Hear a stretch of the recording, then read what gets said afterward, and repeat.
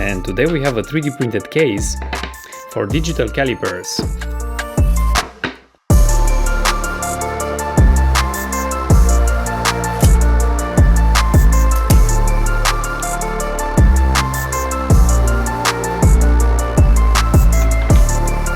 And it's made for this type of calipers.